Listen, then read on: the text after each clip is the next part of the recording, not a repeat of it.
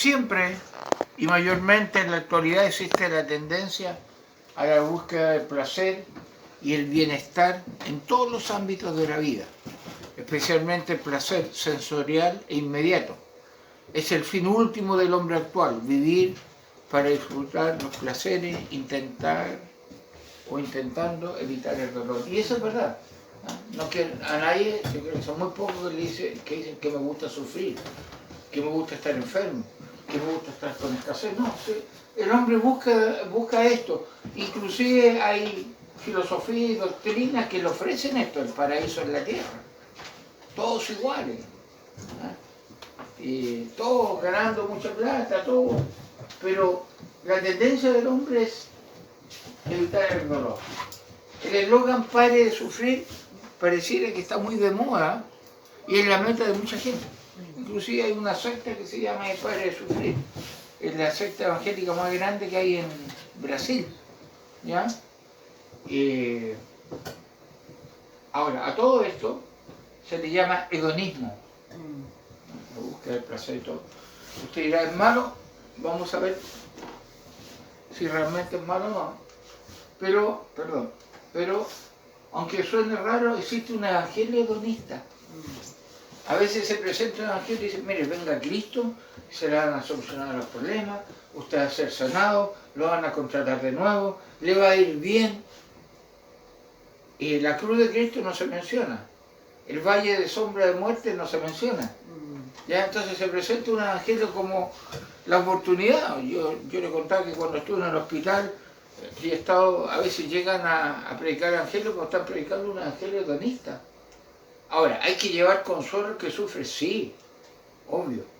Pero no le puedo estar presentando algo que a lo mejor no es real. No, si usted clama y usted cree, va a ser sanado. Puede que Dios lo sane, pero yo no se lo puedo asegurar. ¿Ya? No obstante, sabemos que en la práctica ha existido, existe y existirá. ¿Qué cosa? El sufrimiento, la traición, el dolor. ¿Ya? Eso existe, hermano. ¿Ya? Y un autor dijo, Dios ha salvado a un pueblo no para que sea feliz, sino santo. Ahora, ¿significa eso que Dios quiere que suframos y que nos... No. La verdadera santidad llega a la verdadera felicidad. Y la verdadera felicidad incluye sufrimiento, dolor, traición, incluye muchas cosas. ¿Ya? Por eso, hermano, desde hoy vamos a ver cómo el rey David, enfrentó una de las traiciones más dolorosas que pueda vivir. Vamos al Salmo 3.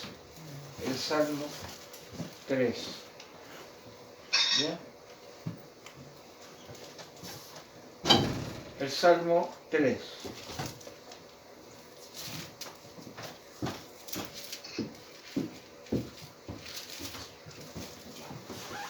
El Salmo 3 dice así: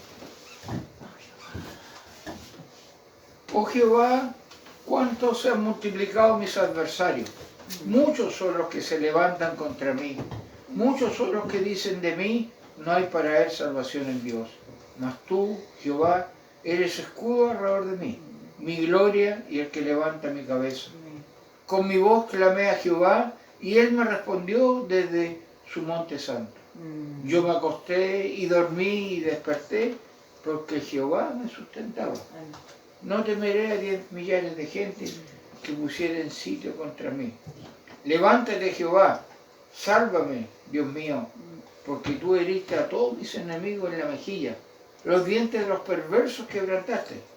Las salvaciones de Jehová sobre tu pueblo sea tu bendición. Será. ¿Ya? Interesante que cuando miramos este salmo, hoy día vamos a trabajar con los dos primeros versículos, ¿ya? Nos damos cuenta que hay un trasfondo, sobre todo sabemos que hay un trasfondo, ¿ya? Si uno no conoce el trasfondo puede malinterpretar. Mira, está pidiendo que quebranten los dientes a los perversos, está pidiendo que los mate. Oye, eso, Dios es amor. Y entrarían al tiro del Instituto Nacional de Derechos Humanos a demandar esto. Pero hay un trasfondo. ¿Por qué David escribe eso? ¿Ya? Bueno, David escribe eso porque aquí, busqué una imagen, suponemos al rey David, y aquí hay un personaje que lo lleva a escribir eso y a vivir esa situación. Y cuando nosotros lo miramos acá, nos damos cuenta del Salmo, si usted está leyendo la Biblia de la Reina Valera 1960, bueno, todos los títulos en negrilla que tiene la Biblia 1960 fueron colocados posteriormente, ¿ya? Pero usted se va a dar cuenta que este Salmo es el primer capítulo, dentro de los 150 Salmos, que tiene un título. ¿Cuál es el título? Salmo de David cuando huía de Absalón, delante de Absalón, su hijo. Es el título. El primero, ya, el Salmo 3 ya tiene el título y le está dando el motivo de por qué se escribe el Salmo. David estaba huyendo de su hijo Absalón. Y Absalón tenía una característica muy grande, el pelo muy largo y ondulado y rubio. ¿Ya? Es un detalle a cómo muere después. ¿Ya? Pero, ¿por qué le estoy hablando yo todo esto? Porque es un salmo de David cuando huyó de su hijo Absalón. Él y muchos de la corte de él dejaron todo y huyeron de Absalón. Ahora, ¿por qué nos interesa? ¿Por qué es importante ese título? Porque, hermano, en el canon de la Biblia hebrea, los títulos deben ser tomados con seriedad porque es parte del canon. ¿Ya? Están indicando algo. ¿Ya? Están indicando, nos están orientando a dónde vamos. Ahora, los eventos que están acá, que vamos a ver en el Salmo 3, si usted quiere leerlos, se encuentran en el segundo libro de Samuel, capítulos 15 al 18. Inclusive si usted quisiera leer antes del 12 en adelante, está toda la trama de lo que pasó, qué hizo Absalón, por qué lo hizo. Vamos a ver algo ahora, pero bueno, una tarea como para leerlo. ¿Por qué estoy yo ocupando tiempo en esto? Porque cuando empecemos a desglosar el Salmo hay un trasfondo. David dijo esto porque estaba arrancando de su hijo. ¿Ya? Entonces, hermanos, vamos a mirar un poco el trasfondo del Salmo. Es bueno conocerlo, es bueno instruirse en ese aspecto. Primero que nada, este era un momento especial y difícil para David. ¿Ya? Su gobierno se había sublevado. Pero uno de los líderes de esa sublevación era su hijo, uno de sus hijos, Absalón. Imagínense, el propio hijo persiguiendo al padre, ¿ya? Ahora, muchos del pueblo de Israel habían unido a Absalón, ¿ya? Ahora, ¿por qué? Lo que pasa es que Absalón, uno de los hijos de David, tenía una hermana, Tamar. Tenía otro hermano que se llamaba Amnón. Amnón violó a su hermana, Tamar. Y en base a eso, Absalón toma venganza, pero no solamente por eso, sino contra su padre mismo y se rebela contra el gobierno que tenía su papá, el rey David. ¿Ya? Ahora, David no pudo manejar el problema entre los hijos, no pudo solucionar este problema. ¿Ya? No pudo. Usted dice, ¿por qué? Bueno, si leen 2 Samuel se da cuenta cuál fue la reacción de David cuando supo que un hermano había violado a su hermana. ¿Ya? Entonces, ¿por qué David quizás no no pudo solucionar esto, ni decir, a ver qué pasó acá, eso es incorrecto, aquí hay una condena para el violador? Porque simplemente David había matado a Urías Eteo para poder quedarse con Betsabé, que la dejó embarazada. O sea, venía de una que yo creo que a lo mejor si David, no sé, estoy suponiendo, David llamaba a los hijos, le iba a decir, ¿y qué me dices tú si te acostaste con Betsabé, mandaste a matar al esposo y me venía a hablar de moral? O sea, como que había perdido la autoridad. ¿Ya? Entonces, las consecuencias de huir, de tener esta rebelión, era parte de los pecados, consecuencias de los pecados de David, porque después cuando muere ese hijo, con Betsabé, Dios le dice, van a haber consecuencias. Y nosotros sabemos que todo pecado que cometemos tarde o temprano, aunque nos arrepentamos, tenemos consecuencias. Ahora, si nos arrepentimos, Dios va a tener misericordia, que es diferente. Pero acá David como que está sufriendo esta consecuencia. Decía un autor que David había llamado, está haciendo una suposición, ella llamaba ¿no? a Tamar y a Absalón, y que Absalón le había dicho: no me hables, porque tú eres un adúltero y un asesino y un mentiroso. Y que David se había quedado callado porque era verdad. Ojo, el trasfondo de este salmo, sigamos viendo. ¿Ya? Ahora, en esencia, hermano, lo que se estaba dando era un golpe de Estado, si queremos buscar palabras más explicativas. Ahora, para colmo, el cabecilla era el hijo del rey. ¿Ya? Ahora, cuando David vio que no había, y le avisaron, ¿sabes qué? Absalón, porque fue un trabajo de película que hace Absalón, ¿eh? Yo no quiero saber qué tendencia política era Absalón, pero me lo imagino. Lo tramó muy bien. Juntó gente, no fue de un día para otro, fueron años, ¿ya? Entonces, la única forma de preservar la vida era huir. Y David huye, ¿ya? Imaginemos la magnitud de esta tragedia. ¿Cómo lo podemos imaginar? ¿Ya? La comodidad del palacio se cambió de pronto en la incomodidad del desierto. David está huyendo del desierto cuando escribe este salmo. La tranquilidad del palacio se transformó súbitamente en angustia de persecución. La felicidad en el palacio se transformó en tristeza, en soledad. La armonía en la familia se tornó en división mortal. Si alguien estaba realmente en problemas, ese era David. Y eso es lo que vamos a ver en este salmo. O sea, no lo escribió así, qué bonito, Señor, yo me acosté y me dormí. No, él se acostó y durmió y se levantó porque estaba en el desierto huyendo y no lo habían matado. Y era su hijo el que, ¿cómo se llama?, dirigía esa rebelión. Entonces, hermano, cuando nosotros miramos esto, sabemos que David podía refugiarse en el Señor y confiar en Él. ¿Por qué? ¿Por qué creen que David pudo hacer eso? ¿Por qué David podía, a pesar de las consecuencias que sabía que, esto yo no metí mano, no coloqué disciplina, no ordené, mira lo que pasó? ¿Por qué creen que David todavía confiaba en Dios? Porque él ya tenía la experiencia cuando Saúl lo persiguió. Ya sabía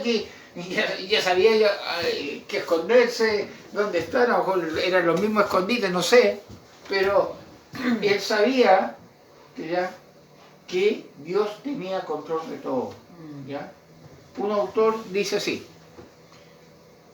por otro lado, ya tenía experiencia en este tipo de persecuciones cuando Saúl lo perseguía para matarlo.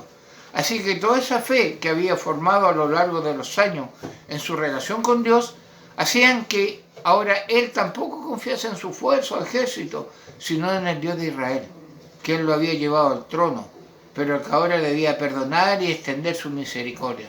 También conocía que muchos se habían unido en esta tradición y que pensaban que era el fin de David, que ni siquiera Dios lo podía librar. Recordemos que todo lo sucedido fue consecuencia de sus pecados, lo que vamos a estar leyendo acá. Pero, sin embargo, decide David buscar a Dios, aferrarse a Él, porque conocía su misericordia y su poder. ¿Ya? Entonces, miren el trasfondo. Está huyendo, un golpe de estado, arranco con lo principal, estoy en el desierto, por eso que él habla de acostarse, dormirse, levantarse, porque no está en el palacio, está en el desierto, pero él decide buscar a Dios. Y yo creo que una actitud que tenemos que tener nosotros, a pesar de haber pecado y todo, decidir volver los ojos al Señor, ya está bueno, volver el rostro al Señor. Por eso, los primeros 2 versículos dice: oh Jehová, cuántos han multiplicado mis adversarios, muchos son los que se levantan contra mí, muchos son los que dicen de mí, no hay para él salvación en Dios. ¿Me queda un poquito más claro por qué escribe eso David? Ya. Entonces vamos a ver hoy día que David describe la realidad de sus muchos adversarios. Trata de describir, por eso dice: oh Jehová, cuántos han multiplicado mis adversarios. ¿Ya? El versículo 1 lo dice. Salmo de David cuando vi adelante a Absalón su hijo: oh Jehová, cuánto se han multiplicado mis adversarios, muchos son los que se levantan contra mí. Hermano, Hermanos, ¿cuánta angustia debió padecer aquel que está siendo perseguido para ser asesinado por su propio hijo? Hay un dicho que reza así, que los golpes más duros provienen de aquellos con los que hemos tenido cercanía. Y es verdad. Quizás que nos traicione o nos ataque a alguien que no conocemos, pero aquel que hemos tenido cercanía, que a veces le hemos entregado mucho, y que nos traicione, duele.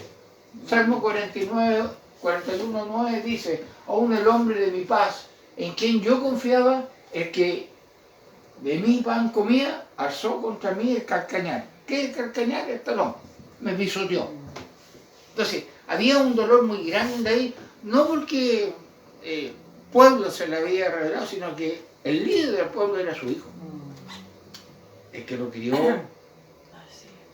¿ya? El que le dio todo, él era. Entonces, miremos un poco y pensemos por qué David se expresaba de esa manera. Pero allí no termina todo. Mire, el autor inspirado habla de la multiplicación de sus adversarios, de aquellos que se rebelan en contra de su autoridad y se alzan en armas para derribarlo y así derrotarlo. Ese es el sentido. Armas es no necesario exclusivamente con armas de guerra, sino figuradamente con todo tipo de artimañas, planes, maquinaciones y engaños. O sea, no es que solamente vinieran a tirar una flecha o una lanza, sino había engaño, había a lo mejor rumor, oye, subiste lo de David y todo. O sea, y el hijo lo estaba. Él se enteró que el hijo tenía los ejércitos, que se había dado vuelta a mucha gente. Había dolor. Habían todas esas armas, y hermanos, muchas veces son las armas que la gente ocupa para atacarnos. ¿Ya? Las mentiras, los planes, las manipulaciones. ¿Ya? Pero ¿quiénes eran esos muchos que se habían revelado contra él? Porque él dice, oh Jehová, ¿cuántos han multiplicado mis adversarios? Muchos son los que se levantan contra mí. ¿Quiénes son esos muchos? Veamos un poquito. ¿Ya? Además de su hijo Absalón, su hijo, su sangre, estaba uno que se llama Ahitofel, que era consejero suyo en el pasado, y junto a ellos todos los que seguían sus órdenes. Fíjense bien. Recordemos que en aquel entonces Ahitofel manejaba las cuerdas del poder en todo el reino y su palabra era como palabra de Dios. O sea, como el brazo derecho de David lo traiciona y se va con Absalón. Más encima que mi hijo tiene el mejor estratega que yo tenía, además confianza, está ahora con Absalón. Entonces, esos eran parte de sus enemigos. ¿Ya? Este es el marco de lo que estamos viendo en el Salmo 3. David perseguido, David con muchos enemigos, pero no solamente cientos o miles en número, sino personas claves. Yo me imagino que este consejero, este que vemos acá, a lo mejor le dio secretos del ejército de David o todo, no sé.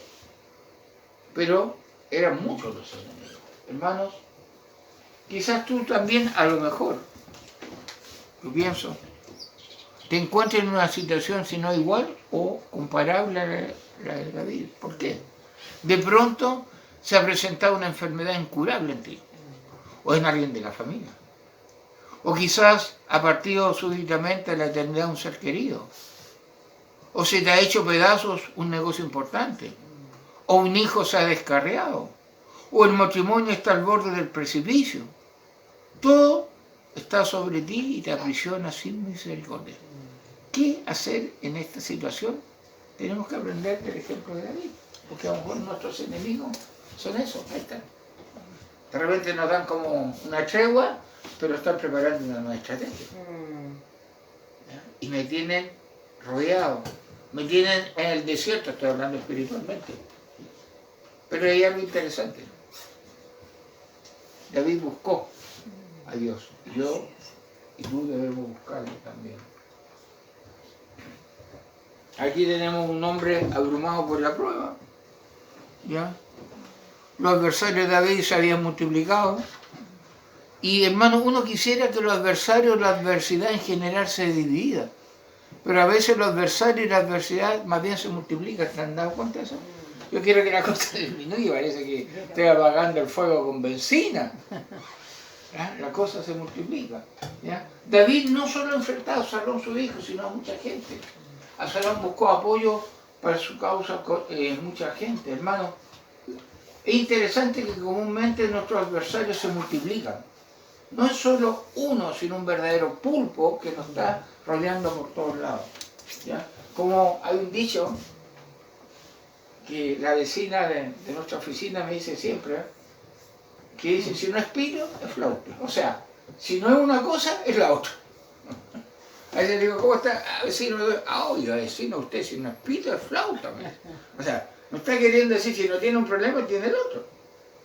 Pareciera que esa etapa de nuestra vida que nos están rodeando adversarios, ya muchos se levantan contra nosotros. Si es por la causa de Cristo, el Señor tiene una salida.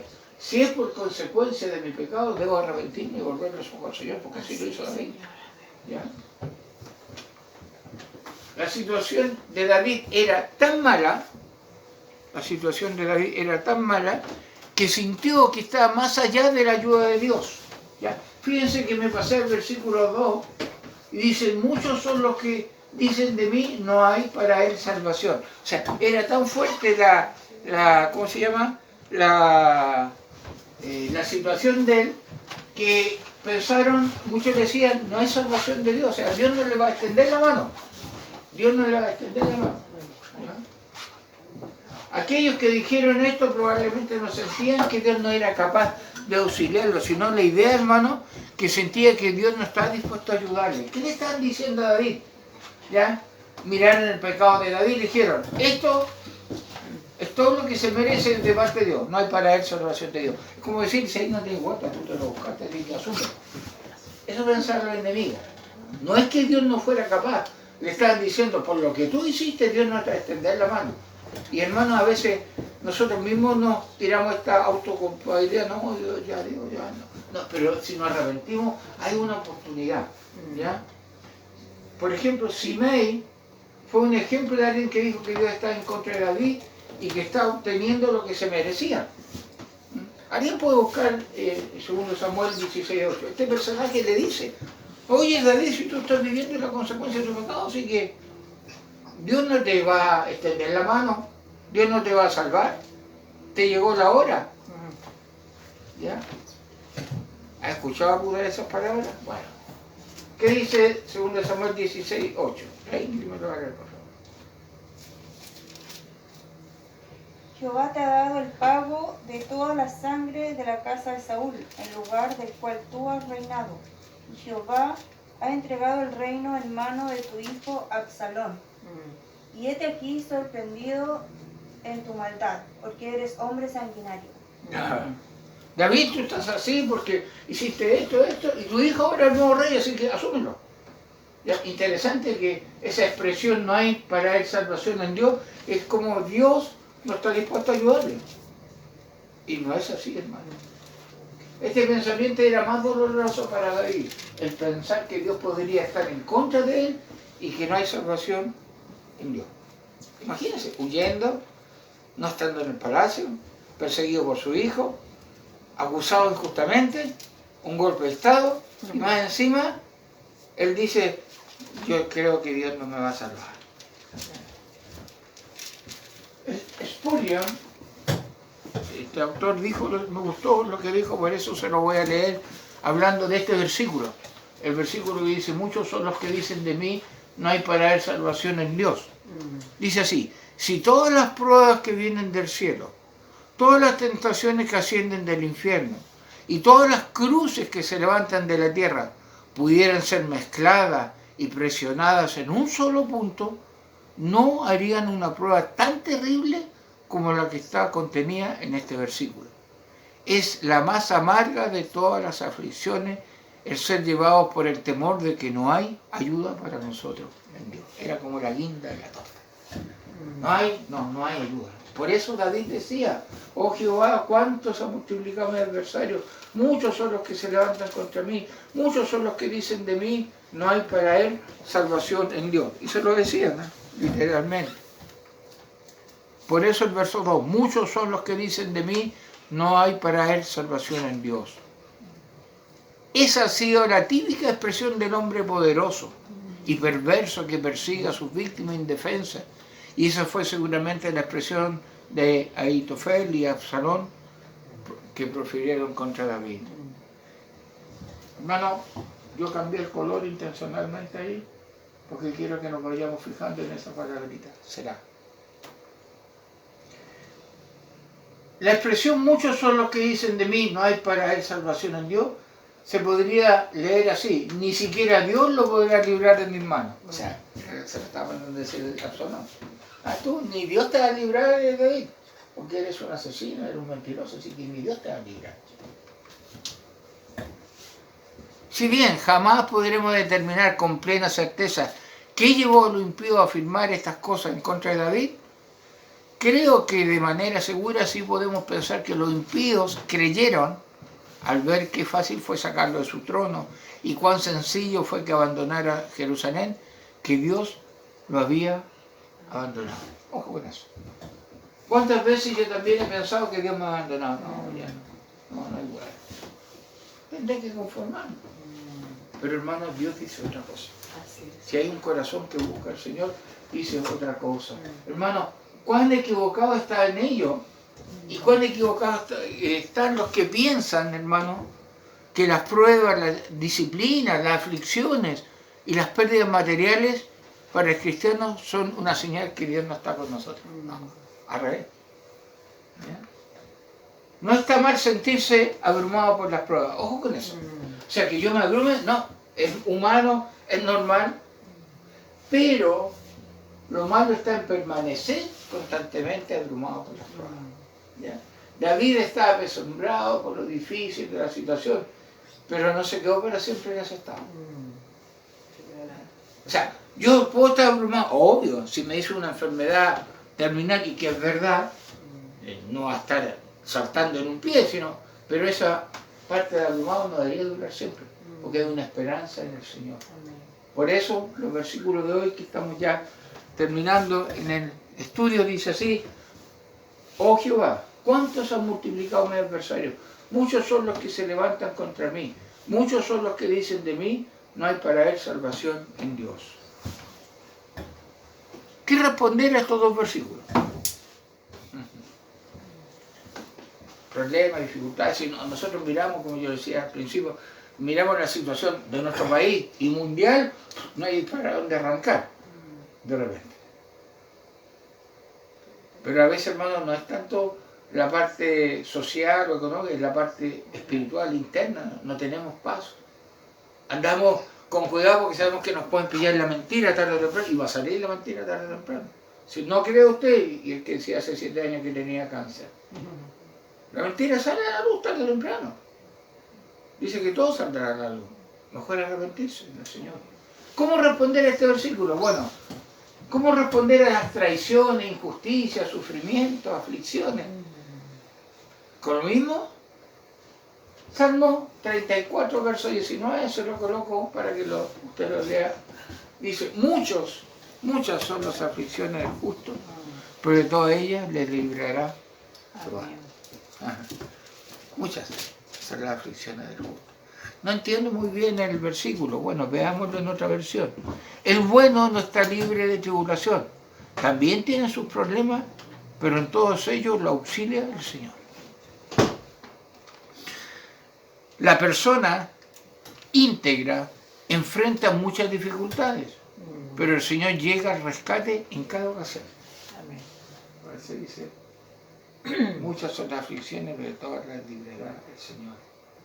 Si alguien es justo, no importa cuánto mal le sufra, el Señor lo rescatará. El Señor está cerca de los afligidos, salva a los que están tristes. Me gusta esa versión. Y los que son de Dios podrán tener muchos problemas, pero Él los ayuda a vencerlos. Hermano, por eso este salmo nos va a dar mucha fuerza para seguir adelante. Ya, mucha, pero mucha fuerza. ¿Ya? Pero hay algo que nos falta antes de terminar. ¿Ya? Antes de saber, muchas son las aflicciones del justo, porque si son consecuencias de lo malo es otra cosa. Muchas son las aflicciones del justo sufre, ¿ya? Pero de todas ellas las librará el Señor. Pero hermano, fíjese que en el versículo 2 hay una palabra, Selah. Y usted se ha dado cuenta que en muchos salmos aparece esa palabra. Ya, mire. Vamos a hacer va a haber un pequeño gran detalle del versículo 2. La palabra Selah. ¿Ya? Ahora, esa palabra es la primera vez que aparece en los salmos y aparece 71 veces. Usted está leyendo, antes que leímos el Salmo 82 tenía la palabra Selah. Ya. Bueno, no hay una información así certera de qué significa. ¿Ya? O que como lo atribuyen los intérpretes bíblicos. Pero podría o puede significar varias cosas. Por ejemplo, levante la voz o el volumen de la música, porque estos son cánticos. Vamos a ver una indicación musical más fuerte, o la música más fuerte. Puede ser. Puede ser también, introduzca un intermedio musical. Deténgase. No siga cantando, después seguimos, hay que seguir cantando. Puede ser, cada salmo es un cántico. Puede ser indicar el fin de una estrofa. Hasta ahí llegamos. ¿Ya? O también podría ser, repita la estrofa. No están de acuerdo. Pero hermano, hay algo que me interesa aquí, podría decirse que Selah significa inclínese en actitud de reverencia. ¿Ya? Y deténgase y medite.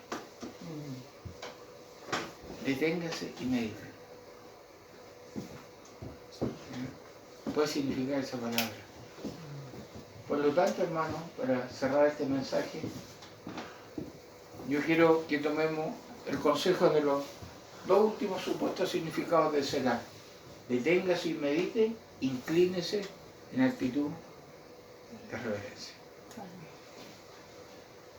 Reconozco que soy más rápido para quejarme, para victimizarme, para exculparme frente a la injusticia, las traiciones, la aflicción. Yo soy más rápido, no sé usted.